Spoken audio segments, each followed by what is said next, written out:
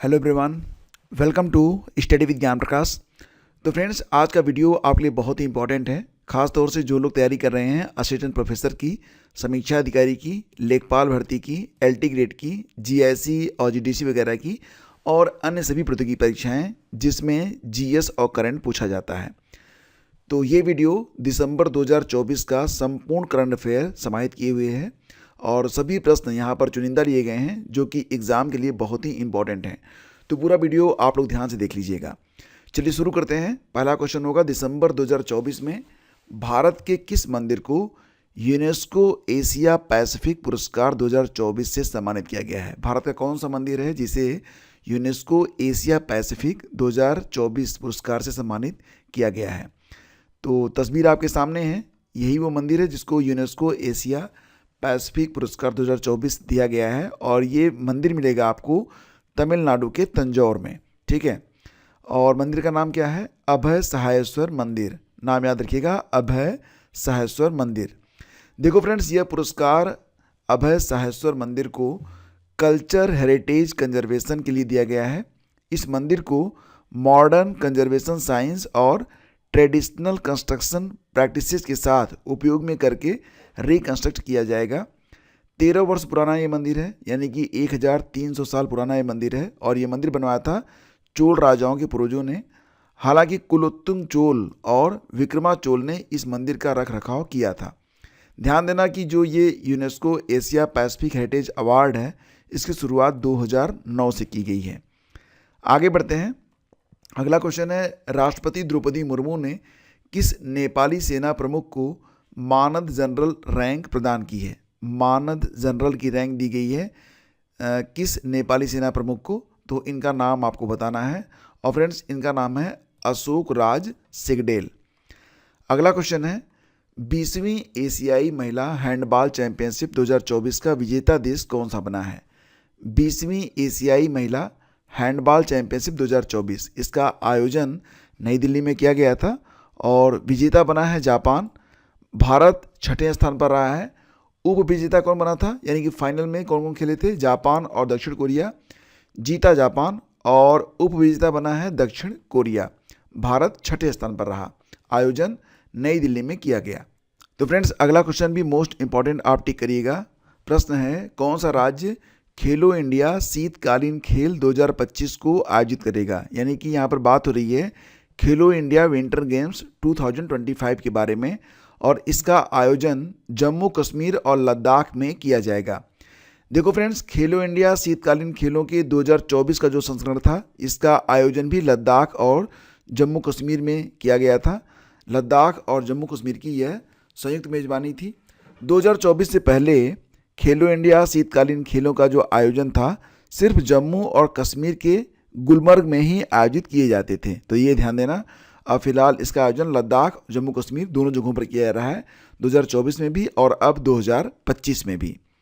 अगला क्वेश्चन है, भारत और किस देश ने दुनिया के सबसे बड़े संग्रहालय, क्या नाम है, युग युगीन भारत राष्ट्रीय संग्रहालय बनाने के लिए समझौते पर हस्ताक्षर किए हैं? तो देखो, ये दुनिया का सबसे बड़ा संग्रहालय होगा। इसका नाम रहेगा युग युगीन भारत राष्ट्रीय संग्रहालय और इसे बनाएंगे कौन? भारत और फ्रांस मिलकर। कौन सा देश आईसीसी T20 महिला विश्व कप 2028 की मेजबानी करेगा? आईसीसी T20 महिला विश्व कप 2028 की मेजबानी जो है मिली, किसको मिली है? पाकिस्तान को मिली है।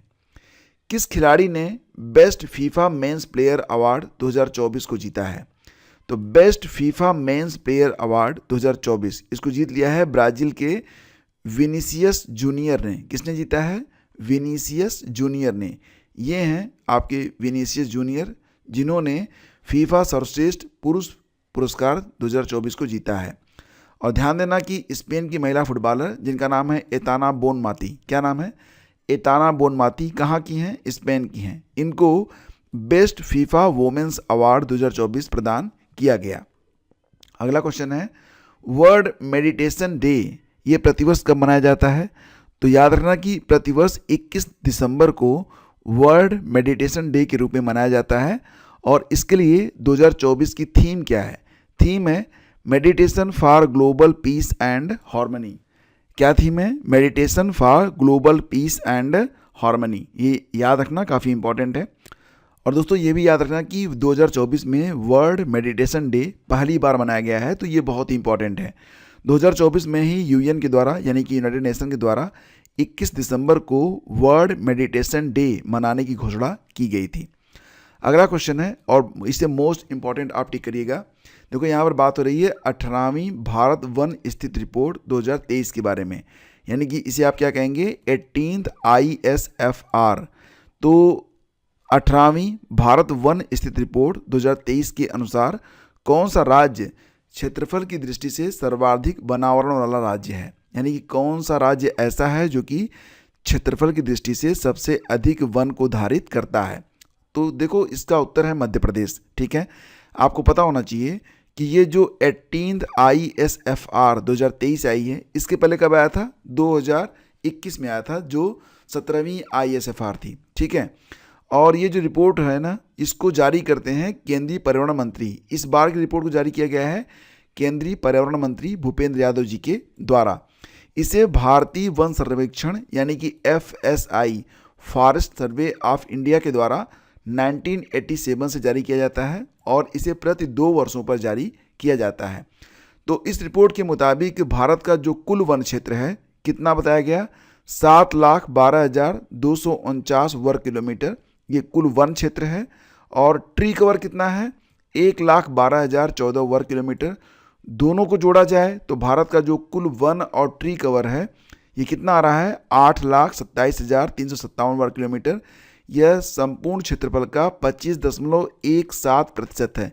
ये रट लेना आंकड़ा बहुत ही इंपॉर्टेंट है एग्जाम के लिए, कई बार प्रश्न में ये पूछा जाएगा। ठीक है, देखो जो सबसे ज़्यादा फॉरेस्ट कवर है राज्यवार यहाँ पर मैं आपको बता रहा हूँ, तो टॉप 3 में क्षेत्रफल के मुताबिक हैं। सबसे ज़्यादा जो फॉरेस्ट कवर है क्षेत्रफल के मुताबिक मध्य प्रदेश में है। मध्य प्रदेश में कितना है 77,000 वर्ग किलोमीटर है। दूसरे स्थान पर है अरुणाचल प्रदेश, क्षेत्रफल कितना है 65,000 वर्ग किलोमीटर। तीसरे स्थान पर है छत्तीसगढ़, कितना 55,812 वर्ग किलोमीटर। अगर इसे आप प्रतिशत में देखेंगे ना, तब जो फॉरेस्ट कवर आ रहा है तो स्टेट वाइज देखिए लक्षद्वीप का आ रहा है 91.33%, यानी कि क्षेत्रफल में पहले नंबर पर टॉप पर है मध्य प्रदेश, लेकिन अगर परसेंट में देखेंगे तो लक्षद्वीप टॉप पर है। लक्षद्वीप में 91.33% जो है ये आपका फॉरेस्ट कवर है।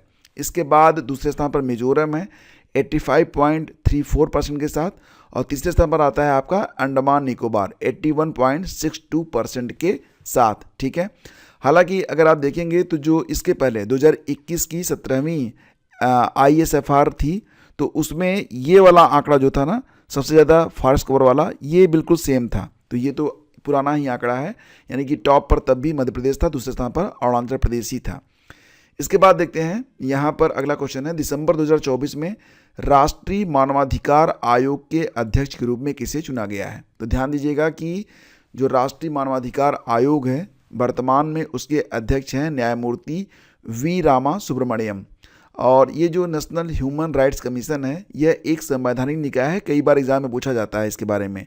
और इसकी स्थापना कब हुई थी अक्टूबर 1993 में।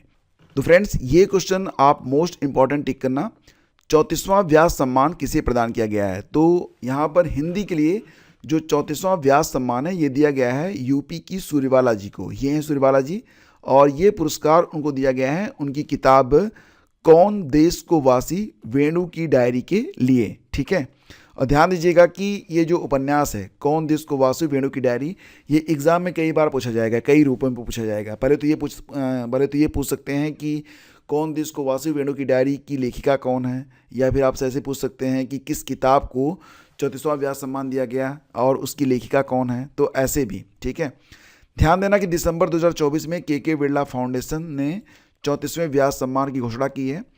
इसके पहले जो 33वां व्यास सम्मान था ये किसको दिया गया था, पुष्पा भारती जी को दिया गया था, हिंदी उपन्यास यादें यादें और यादें के लिए। ध्यान देना कि व्यास सम्मान की स्थापना होती है 1991 में, और पहली बार 1991 में ये जो सम्मान था मिला था किसको, रामविलास शर्मा को मिला था।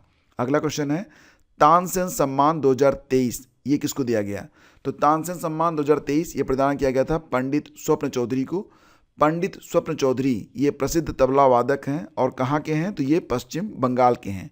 ध्यान देना कि ये जो तानसेन सम्मान है यह मध्य प्रदेश सरकार के द्वारा प्रदान किया जाता है।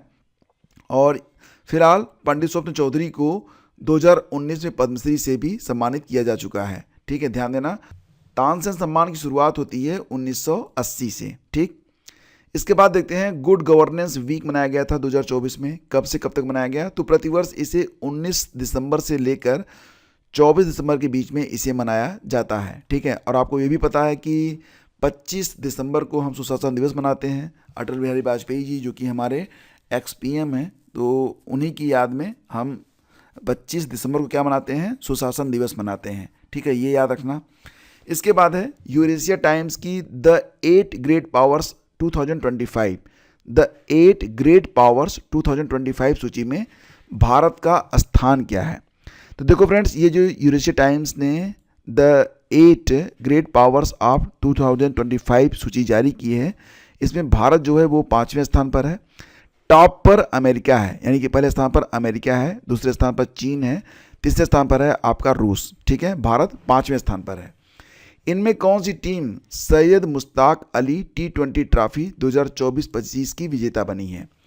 सैयद मुश्ताक अली T20 ट्रॉफी 2024-25 आपको पता ही है कि यह एक T20 क्रिकेट मैच होता है और इसमें फाइनल खेला गया था मध्य प्रदेश और मुंबई के बीच में। फाइनल का विजेता बना है मुंबई और उप विजेता कौन बना है? तो मध्य प्रदेश। ठीक है, सैयद मुश्ताक अली ट्रॉफी का इस बार 17वां संस्करण था जो कि खेला गया था। मुंबई ने दूसरी बार यह खिताब अपने नाम किया है। यह एक घरेलू T20 क्रिकेट प्रतियोगिता है जिसकी शुरुआत होती है 2006-07 से। अगला क्वेश्चन है, दिसंबर 2024 में लोकसभा में एक राष्ट्र एक चुनाव विधेयक किसके द्वारा पेश किया गया? एक राष्ट्र एक चुनाव विधेयक यह दिसंबर 2024 में लोकसभा में पेश किया गया था हमारे कानून मंत्री अर्जुन राम मेघवाल जी के द्वारा। तो ध्यान देना कि 17 दिसंबर को केंद्रीय कानून मंत्री अर्जुन राम मेघवाल ने लोकसभा में यह विधेयक पेश किया। एक राष्ट्र एक चुनाव से जुड़े इस विधेयक को 129वां संशोधन विधेयक 2024 और केंद्र शासित प्रदेश कानून संशोधन विधेयक 2024 के नाम से भी जाना जाएगा।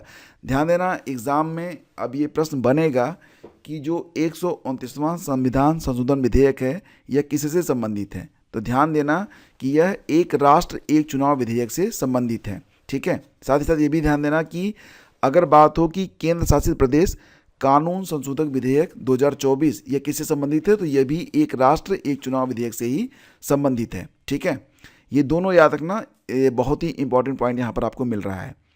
इसके बाद देखते हैं बोल्ड ईगल को किस देश का आधिकारिक राष्ट्रीय पक्षी घोषित किया गया है? बोल्ड ईगल, ये तस्वीर आप देख रहे हैं, तो अमेरिका की शक्ति का प्रतीक ये लगभग 150-200 सालों से माना जाता है। अब फिलहाल इसे अमेरिका ने अपना राष्ट्रीय पक्षी घोषित कर दिया है। तो ध्यान देना कि अब ये पक्षी अमेरिका का राष्ट्रीय पक्षी आधिकारिक तौर पर घोषित कर दिया गया है। अगला क्वेश्चन मोस्ट इंपॉर्टेंट है, प्रधानमंत्री ने चंबल काली सिंध और पार्वती नदी जोड़ो परियोजना की शुरुआत कर दी है। चंबल काली सिंध पार्वती नदी जोड़ो परियोजना किन दो राज्यों की संयुक्त परियोजना है? तो फ्रेंड्स, यहाँ पर बता दें आपको कि दिसंबर 2024 में प्रधानमंत्री नरेंद्र मोदी ने राजस्थान के जयपुर से चंबल काली सिंध पार्वती नदी जोड़ो परियोजना की शुरुआत की है। यह जो परियोजना है यह राजस्थान और मध्य प्रदेश राज्य की संयुक्त परियोजना है। तो ये बहुत ही इंपॉर्टेंट क्वेश्चन है। ठीक है, अगला क्वेश्चन है, देश का पहला डिजिटल म्यूजियम जिसका नाम क्या होगा? अभय प्रभावना। अभय प्रभावना क्या है? देश का पहला डिजिटल म्यूजियम है। तो देश का पहला डिजिटल म्यूजियम अभय प्रभावना किस राज्य में स्थापित किया गया है? तो फ्रेंड्स, इसे स्थापित किया गया है महाराष्ट्र के पुणे में। इस म्यूजियम को Firodia institute of philosophy culture and history ने बनाया है और इसमें क्या शो किया जाएगा? तो जैन धर्म का जो पूरा इतिहास है, जो इसके तीर्थंकर वगैरह हैं, सबको इस म्यूजियम में शो किया जाएगा। नाम याद रखना, नाम है अभय प्रभावना और ये डिजिटल म्यूजियम है और इसको बनाया गया है महाराष्ट्र के पुणे में। अगला क्वेश्चन है, किसे पब्लिक लीडरशिप के लिए Shri Chandrashekharendra Saraswati national eminence award 2024 से सम्मानित किया गया है? Shri Chandrashekharendra Saraswati national eminence award 2024 ये प्रदान किया गया है एस जयशंकर जी को, जो कि हमारे विदेश मंत्री हैं। ये हैं हमारे विदेश मंत्री एस जयशंकर जी और इन्हीं को दिया गया है Shri Chandrashekharendra Saraswati national eminence award 2024। यह पुरस्कार कौन देता है? South Indian education society. ठीक है। रण उत्सव, ये रण महोत्सव भी कहते हैं इसे, रण उत्सव किस राज्य में मनाया जाता है? तो इसे मनाते हैं कहाँ पर? गुजरात में। और गुजरात के कच्छ के धोड़ो गांव में गुजरात पर्यटन विभाग द्वारा दिसंबर 2024 में इसे आयोजित किया गया, रण महोत्सव या फिर रण उत्सव को। दिसंबर 2024 में किस राज्य ने संजीवनी योजना की शुरुआत की है? तो ध्यान देना कि ये जो संजीवनी योजना है इसकी शुरुआत नई दिल्ली में आप पार्टी के द्वारा की गई है। और इसका उद्देश्य क्या है? देखो, ये जो संजीवनी योजना है ना, यह एक स्वास्थ्य योजना है और इसमें क्या होगा कि 60 वर्ष से जो अधिक आयु के नागरिक हैं उनको मुफ्त स्वास्थ्य सेवा यानी कि उनका मुफ्त इलाज इसमें किया जाएगा।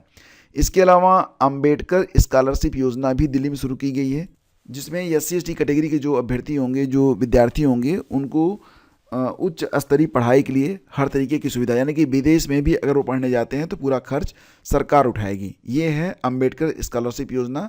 इसकी शुरुआत की गई है कहाँ पर? नई दिल्ली में। आगे बढ़ते हैं। चौधरी चरण सिंह पुरस्कार 2024 के अंतर्गत कलाम रत्न पुरस्कार किसे प्रदान किया गया है? तो ध्यान देना कि चौधरी चरण सिंह पुरस्कार 2024 के अंतर्गत कलाम रत्न पुरस्कार ये प्रदान किया गया है किसको? ये दिया गया है नीरजा चौधरी को, निष्पक्ष और जिम्मेदार पत्रकारिता के लिए। ध्यान देना कि ये जो चौधरी चरण सिंह पुरस्कार है इसे कई कैटेगरी में बांटा गया है, जैसे कि निष्पक्ष और जिम्मेदार पत्रकारिता के लिए कलाम रत्न पुरस्कार दिया जाता है, ये दिया गया है नीरजा चौधरी को। इसी के अंतर्गत किसान पुरस्कार ये प्रदान किया गया है प्रीतम सिंह को। कृषक उत्थान पुरस्कार ये प्रदान किया गया है डॉक्टर फिरोज हुसैन को। और इसी के अंतर्गत सेवा रत्न पुरस्कार दिया गया है डॉक्टर राजेंद्र सिंह को। तो सारे पॉइंट यहाँ पर इंपॉर्टेंट हैं। इसके बाद है, हाल ही में एक किताब आई है जिसका नाम है चौंक on food economics and society. तो ये जो किताब है चौंक on food economics and society, ये किसकी रचना है? तो फ्रेंड्स, ये किताब लिखी गई है अभिजीत बनर्जी जी के द्वारा। अभिजीत बनर्जी जो कि भारतीय मूल के एक अमेरिकी अर्थशास्त्री हैं और इन्हें 2019 में अर्थशास्त्र का नोबेल पुरस्कार भी प्रदान किया जा चुका है। ठीक है, ये हैं अभिजीत बनर्जी। नेक्स्ट है, दिसंबर 2024 में फिल्म निर्माता श्याम बेनेगल जी का निधन हो गया है। प्रश्न है कि उन्हें किस वर्ष दादा साहब फाल्के अवार्ड प्रदान किया गया था? श्याम बेनेगल जी अब इस दुनिया में नहीं हैं और इनको 2005 में दादा साहब फाल्के अवार्ड प्रदान किया गया था। पद्मश्री मिला था इनको 1976 में, पद्म भूषण मिला था 1991 में, लेकिन ज़्यादा संदर्भित रहेगा आपका दादा साहब फाल्के 2005। ठीक है। नेक्स्ट है, नई दिल्ली में अष्टलक्ष्मी महोत्सव का शुभारंभ किया गया है। ठीक है, आपको पता है कि मंडपम में इसकी शुरुआत की गई है, मंडपम में, प्रगति मैदान में, और इसका शुभारंभ किया गया था हमारे प्रधानमंत्री नरेंद्र मोदी जी के द्वारा। तो ध्यान देना कि भारत मंडपम में 6 दिसंबर को यह महोत्सव शुरू हुआ है और इसे पूर्वोत्तर के जो 8 राज्य हैं जैसे कि असम, अरुणाचल प्रदेश, मेघालय, मणिपुर, नागालैंड, मिजोरम, त्रिपुरा और सिक्किम के लिए यहाँ पर जो उनकी संस्कृति है, जो उनका कल्चर है, जो टूरिज्म है, उसको बढ़ावा देने के लिए एक तरीके से ये जो 8 राज्य हैं ना, उनके सांस्कृतिक उत्थान और पर्यटन को बढ़ावा देने के लिए ये जो अष्टलक्ष्मी महोत्सव है इसकी शुरुआत की गई है। ठीक है, इसके बाद आगे बढ़ते हैं। उबर कंपनी ने उबर शिकारा नामक सेवा किस झील में शुरू की है? उबर शिकारा नामक सेवा यह किस झील में शुरू की गई है? तो डल झील, जो कि स्थित है कहाँ पर? जम्मू कश्मीर में। ध्यान देना कि उबर कंपनी की यह पहली जल परिवहन सेवा है और यह एशिया की पहली जल परिवहन सेवा है, तो इम्पॉर्टेंट भी है।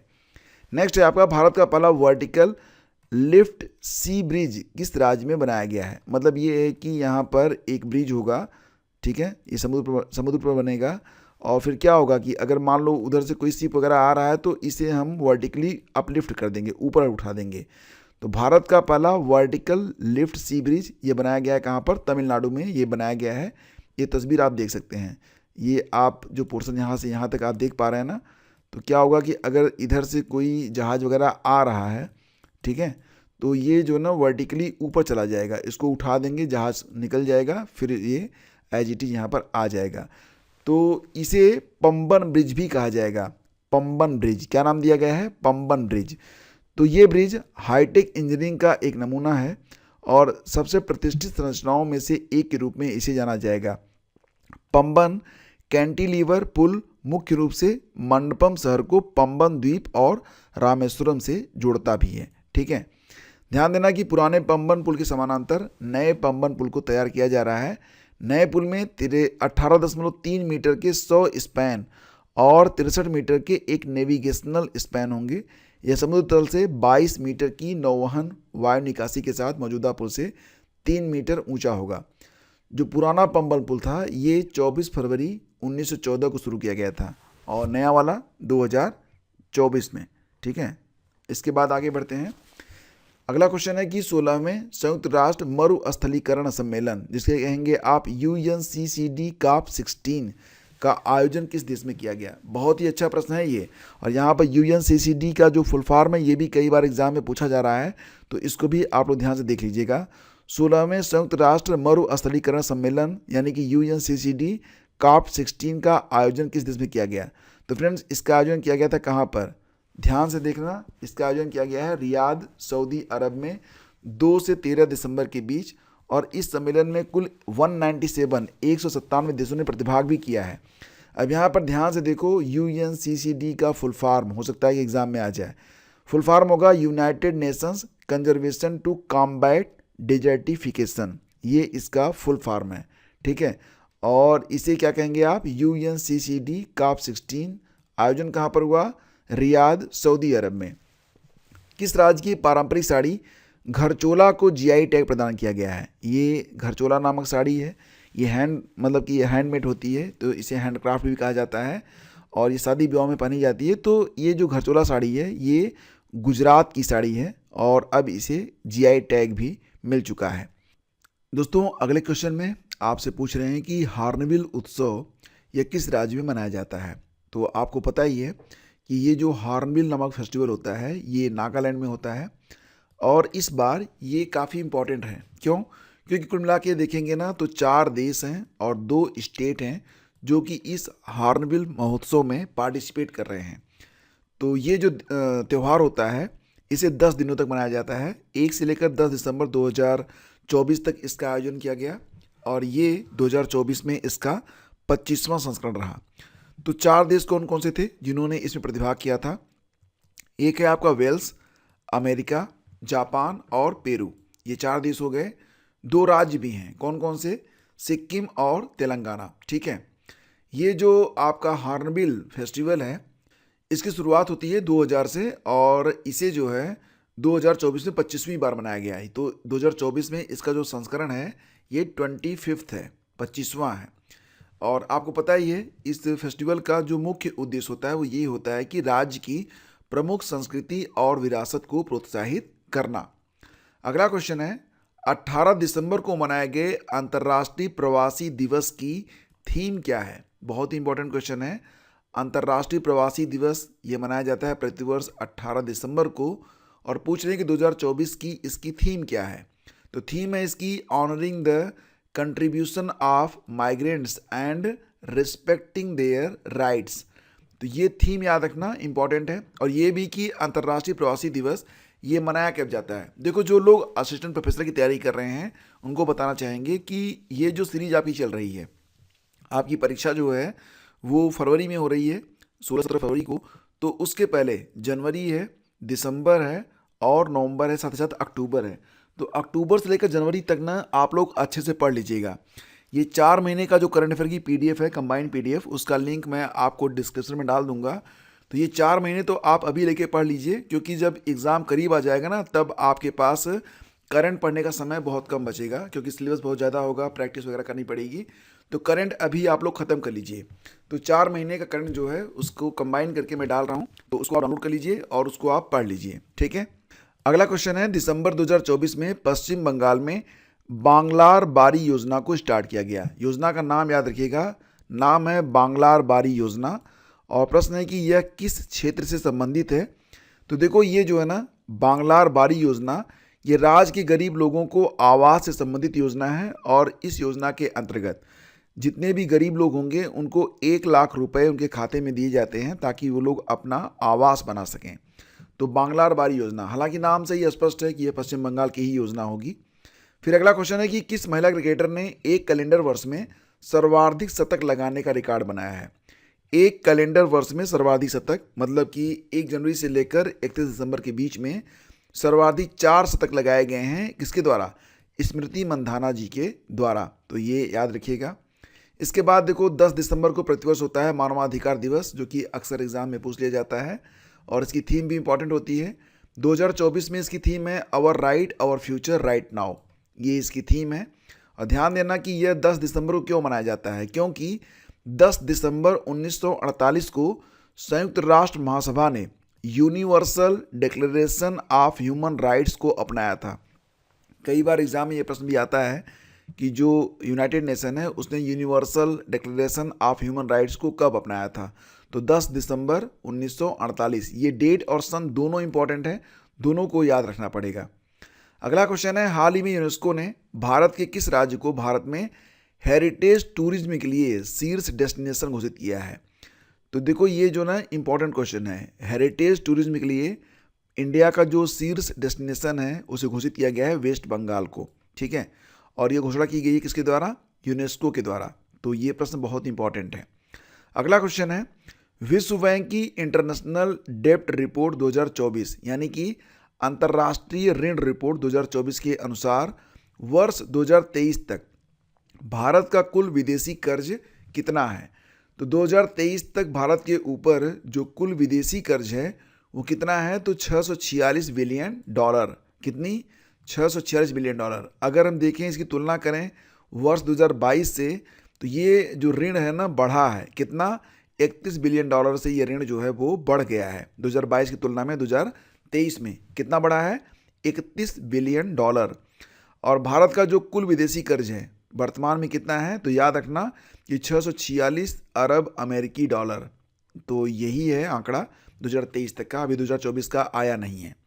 इसके बाद है, केंद्र सरकार ने किस राज्य में रामप्पा क्षेत्र सतत पर्यटन सर्किट और Somasila wellness and spiritual retreat Nallamala को विकसित करने के लिए 141 करोड़ रुपए के ऋण को मंजूरी प्रदान कर दी है?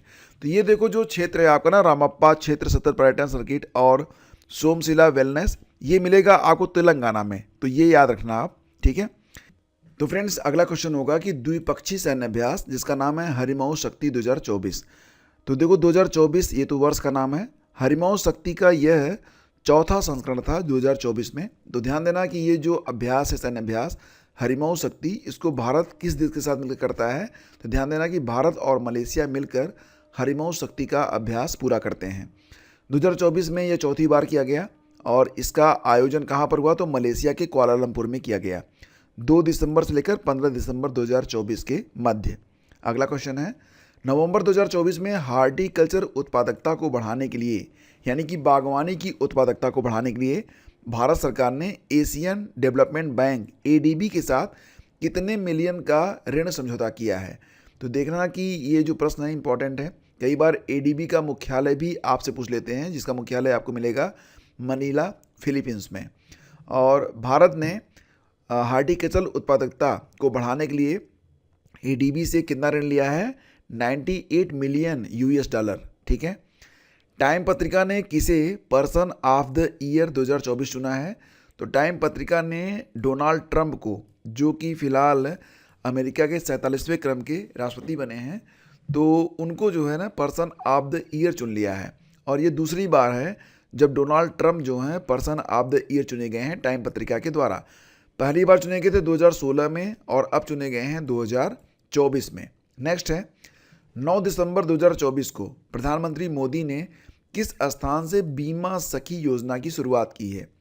बीमा सखी योजना, ये योजना जो है पानीपत हरियाणा से शुरू की गई है और इस योजना में स्कीम ये है कि जो 10वीं पास महिलाएं होंगी उनको बीमा क्षेत्र में प्रशिक्षण दिया जाएगा और फिर देखो जब ट्रेनिंग उनकी चलेगी ना तो उनको स्टाइपेंड भी मिलेगा और जब इनकी ट्रेनिंग पूरी हो जाएगी तो वो बीमा क्षेत्र में जाकर अपना रोजगार प्राप्त कर सकती हैं। यही उद्देश्य है बीमा सखी योजना के अंतर्गत।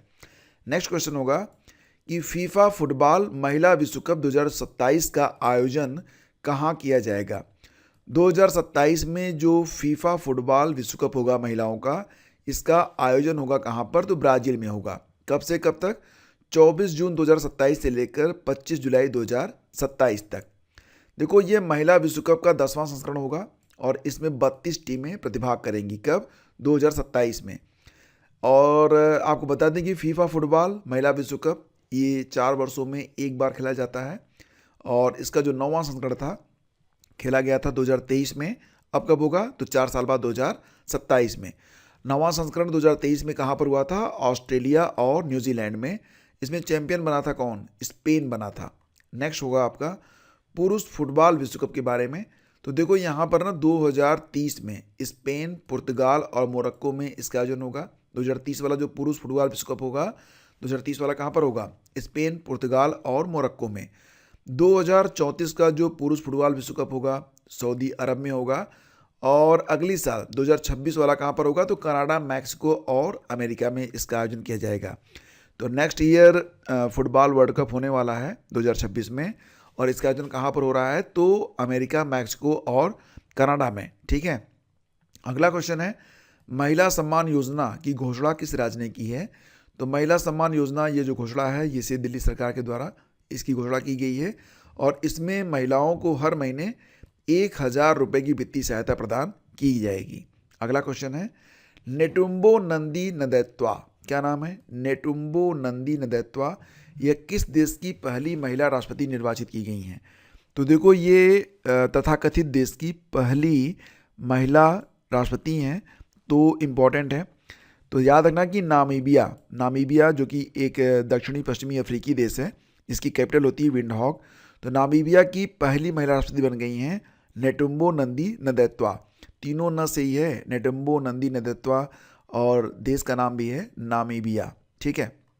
हाल ही में किस भारतीय सांकेतिक भाषा के लिए DTH चैनल को शुरू किया गया है? देखो यहाँ पर ना भारतीय सांकेतिक भाषा के लिए एक DTH चैनल को स्टार्ट किया गया है। तो ये चैनल का नाम है आपका PM विद्या। क्या नाम है? PM विद्या नामक जो DTH चैनल है ये भारतीय सांकेतिक भाषाओं के लिए स्टार्ट किया गया है शिक्षा मंत्री धर्मेंद्र प्रधान जी के द्वारा। अगला क्वेश्चन है मध्य प्रदेश के किस स्थान पर महाबोधि महोत्सव 2024 का आयोजन किया गया? तो मध्य प्रदेश का जो सांची नामक स्थान है वहीं पर महाबोधि महोत्सव 2024 का आयोजन किया गया है। ये प्रश्न भी इंपॉर्टेंट है। अगला क्वेश्चन है दिसंबर 2024 में किस राज्य के पूर्व मुख्यमंत्री ओम प्रकाश चौटाला का निधन हो गया है? तो ओम प्रकाश चौटाला ये हरियाणा राज्य के पूर्व मुख्यमंत्री थे और 5 बार ये मुख्यमंत्री रहे। पहली बार बने थे 1989 में। और ध्यान देना कि ये जो ओम प्रकाश चौटाला जी थे इनकी पार्टी का नाम था इंडियन नेशनल लोकदल। ये इंडियन नेशनल लोकदल के प्रमुख थे। भारत के किस राज्य में एशिया का पहला नेशनल जियो साइंस म्यूजियम खोला गया है? एशिया का पहला नेशनल जियो साइंस म्यूजियम है, तो इसे खोला गया है कहाँ पर? मध्य प्रदेश में से खोला गया है। अब ध्यान देना कि जियो साइंस म्यूजियम में 2 गैलरीज बनाई गई हैं। पहली में धरती की उत्पत्ति और विकास दिखाया गया है और दूसरी में मानव की उत्पत्ति और विकास को दर्शाया गया है। तो 2 गैलरीज हैं जियो साइंस म्यूजियम में और इसे कहाँ पर बनाया गया है? तो मध्य प्रदेश में। अगला क्वेश्चन है दिसंबर 2024 में पद्मश्री विजेता जोधैया बाई जी का निधन हो गया। इन्हें कब पद्मश्री प्रदान किया गया था? तो 2023 में। ध्यान देना कि जोधैया बाई मध्य प्रदेश की प्रसिद्ध बेगा आदिवासी कलाकार थी जिन्होंने अपनी कला चित्रकारिता से बेगा आदिवासी कला को अंतर्राष्ट्रीय प्रसिद्धि दिलाने में अहम भूमिका निभाई। तो जोधैया बाई कहाँ से रहने वाली थी? ये थी मध्य प्रदेश से और ये संबंधित थी किससे? तो बेगा आदिवासी कलाकार थी ये और इनको 2023 में पद्मश्री भी प्रदान किया गया था।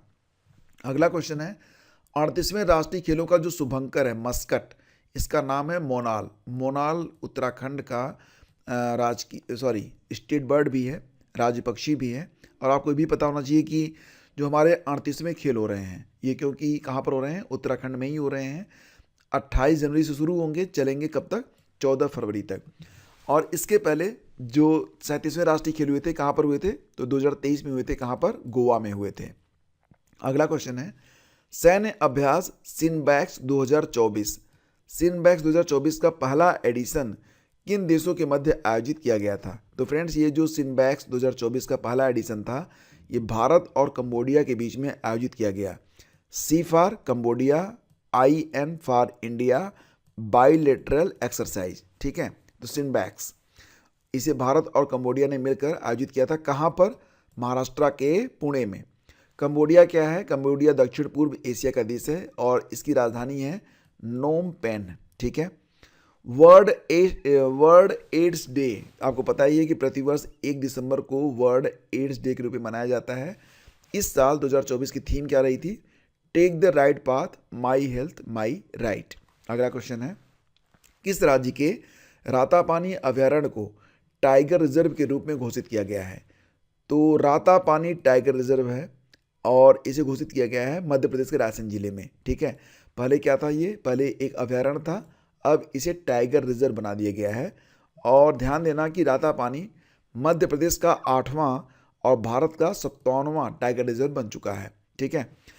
तो लेटेस्ट अपडेट ये भी है कि भारत में अब तक कितने टाइगर रिजर्व हैं? तो भारत में टाइगर रिजर्व की संख्या कितनी है? 57 हो चुकी है। और फिलहाल अब मध्य प्रदेश में कितने टाइगर रिजर्व हो गए हैं? तो 8 हो गए हैं। ध्यान देना कि रातापानी को 1976 से वन्यजीव अभयारण्य घोषित किया गया था और अब 2024 में इसे टाइगर रिजर्व की संज्ञा दे दी गई है। ध्यान देना कि मध्य प्रदेश के जो टाइगर रिजर्व हैं उनके नाम इस प्रकार से हैं: Kanha tiger reserve, Bandhavgarh tiger reserve, Satpura tiger reserve, Panna tiger reserve, Pench tiger reserve, Sanjay Dubri tiger reserve, Rani Durgavati tiger reserve और रातापानी टाइगर रिजर्व। कई बार एग्जाम ये भी पूछते हैं कि प्रोजेक्ट टाइगर की शुरुआत कब होती है? तो 1972 में हुई थी। अगला क्वेश्चन है, हिंदी भाषा के लिए साहित्य अकादमी अवार्ड 2024 से किसे सम्मानित किया गया है? तो देखो यहाँ पर जो साहित्य अकादमी अवार्ड 2024 है ये दिया गया है नई दिल्ली की गगन गिल को। किसको दिया गया है? गगन गिल को। और ये कहाँ से हैं? तो ये नई दिल्ली से हैं। अभी अभी मैंने आपको बताया था ना कि जो व्यास सम्मान है ये किसको दिया गया है? तो उत्तर प्रदेश की कौन है? सूर्यबाला जी को दिया गया है। और गगन गिल की किताब का नाम क्या है? तो इनकी एक कविता है जब तक आई बहार, ठीक है। अंग्रेजी में ये जो आपका साहित्य अकादमी अवार्ड है अंग्रेजी में दिया गया है ईस्टरिन किरोको। किताब का नाम है स्पिरिट नाइट्स। ध्यान देना कि दिसंबर 2024 में साहित्य अकादमी अवार्ड की घोषणा की गई है और इसे प्रतिवर्ष कुल 24 भाषाओं में दिया जाता है, ठीक है। तो फिलहाल अभी 21 भाषाओं में घोषणा कर दी गई है, बाकी उर्दू, डोगरी और बांग्ला की अभी घोषणा बाकी है। उस्ताद जाकिर हुसैन जिनका हाल ही में निधन हो गया है, आप नाम से परिचित होंगे, प्रसिद्ध तबला वादक उस्ताद जाकिर हुसैन। इनको पद्म विभूषण मिला था कब? 2023 में मिला था। 1988 में इनको पद्मश्री मिला था, 2002 में पद्म भूषण मिला था। दिसंबर में इनकी डेथ हो गई है। ये पंजाब घराने से थे। हो सकता है एग्जाम में पूछ ले कि उस्ताद जाकिर हुसैन किस घराने से संबंधित थे। तो ध्यान देना कि उस्ताद जाकिर हुसैन जो थे ना ये पंजाब घराने से संबंधित थे। अगला क्वेश्चन होगा, दीपा मलिक जो कि पैरा एथलीट हैं, दीपा मलिक की जो ऑटोबायोग्राफी है उसका नाम क्या है? ध्यान देना कि दीपा मलिक जी की जो ऑटोबायोग्राफी है उसका नाम है bring it on, the incredible story of my life. इसी प्रकार से हाल ही में भारत के पूर्व प्रधानमंत्री मनमोहन सिंह जी का भी निधन हो गया है। तो उनकी आत्मकथा है जिसका नाम है चेंजिंग इंडिया। ये नाम याद रखना, चेंजिंग इंडिया इंपॉर्टेंट है। नेक्स्ट है, प्रधानमंत्री नरेंद्र मोदी ने केन बेतवा लिंक परियोजना का शिलान्यास किया है। यह परियोजना किन किन राज्यों की संयुक्त परियोजना है? तो केन बेतवा लिंक परियोजना यह मध्य प्रदेश और उत्तर प्रदेश की एक संयुक्त परियोजना है। 25 दिसंबर 2024 को प्रधानमंत्री मोदी ने मध्य प्रदेश के छतरपुर जिले से केन बेतवा लिंक परियोजना के अंतर्गत दोधन बांध का शिलान्यास किया है। दोधन बांध केन नदी पर मध्य प्रदेश के छतरपुर और पन्ना जिले की सीमा पर बनाया गया है। केन बेतवा लिंक परियोजना को मंजूरी कब मिली थी? तो ध्यान देना कि दिसंबर 2021 में। यह उत्तर प्रदेश और मध्य प्रदेश की एक संयुक्त परियोजना है और इसमें लागत कितनी आ रही है? तो लगभग 44,000 करोड़ रुपए। लाभ विशेष रूप से मिलेगा बुंदेलखंड को और बुंदेलखंड के लगभग 2000 गाँव के जो किसान हैं उनको सिंचाई और पेयजल की सुविधा इससे उपलब्ध हो पाएगी। देखो हाल ही में ना 5 राज्यों के नए राज्यपाल बने हैं जो कि इम्पोर्टेंट है एग्जाम के लिए। तो ध्यान देना कि बिहार के जो नए राज्यपाल बने हैं उनका नाम हो गया है, क्या नाम है? आरिफ मोहम्मद खान। देखो ये जो आरिफ मोहम्मद खान थे पहले केरल में थे, तो केरल से इनको बिहार का राज्यपाल बना दिया गया और बिहार के जो राज्यपाल थे राजेंद्र विश्वनाथ आर्लेकर, इनको केरल का राज्यपाल बना दिया गया है, ठीक है। इसी प्रकार से ओडिशा का राज्यपाल बना दिया गया है डॉक्टर हरि बाबू कंभमपति जी को। मिजोरम के राष्ट्रपति बन गए हैं डॉक्टर विजय कुमार सिंह जी, और मणिपुर में अजय कुमार भल्ला को राज्यपाल बनाया गया है। इसके बाद है संविधान के अनुच्छेद 155, ये अनुच्छेद याद रखना, आर्टिकल 155 के तहत राज्यपाल की नियुक्ति कौन करता है? तो राज्यपाल की नियुक्ति करते हैं राष्ट्रपति। किस आर्टिकल के अंतर्गत? आर्टिकल 155 के अंतर्गत। अगला क्वेश्चन है, दिसंबर 2024 में फ्रांस के नए राष्ट्रपति बन गए हैं, इनका नाम है क्या?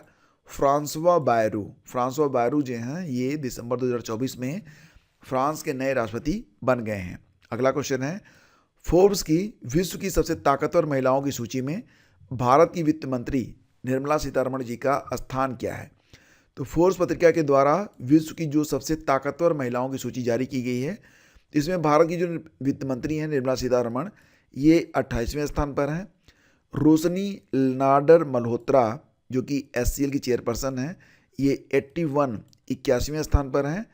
किरण मजूमदार शाह जो कि बायोकॉन की संस्थापक हैं, ये 82वें स्थान पर।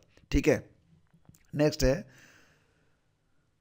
दिसंबर 2024 में कुवैत ने अपना सर्वोच्च नागरिक सम्मान, इसका नाम याद रखिएगा, कुवैत का जो सर्वोच्च नागरिक सम्मान है ऑर्डर ऑफ मुबारक अल कबीर, ये किसको प्रदान किया गया है? तो भारत के प्रधानमंत्री नरेंद्र मोदी जी को। तो हाल ही में प्रधानमंत्री मोदी जी ने कुवैत की यात्रा की है और इस दौरान कुवैत ने अपना सर्वोच्च नागरिक सम्मान दे दिया है ऑर्डर ऑफ मुबारक अल कबीर, किसको? प्रधानमंत्री मोदी को। ISA इंटरनेशनल सोलर अलायंस का जो 105वां सदस्य देश बना है वो मोल्डोवा बना है, याद रखना। मोल्डोवा की राजधानी होती है चिसिनाउ। क्या नाम है? चिसिनाउ।